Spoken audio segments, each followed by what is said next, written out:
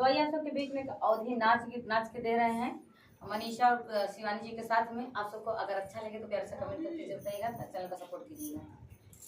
कि पिया बाटा बखरिया या लग रहा बैना, पिया बाटा बखरिया या लग रहा बैना, अलग रहा बैना हो या लग रहा बैना हो या लग रहा बैना, पिया बाटा बखरिया या लग रहा बैना, राजा बाटा बखरिया या लग रहा बैना। हमारे ससुर जी के तीन महलिया, हमारे ससुर जी के तीन महलिया, जवन लागल खिड़किया उहैले बैना, जवन लागल खिड़किया उहैले बैना, पिया बाटा बखरिया या लग रहा बैना, राजा बाटा बखरिया या लग रहा बैना। हमारे ससुर जी के तीन बेटुआ, हमारे ससुर जी के तीन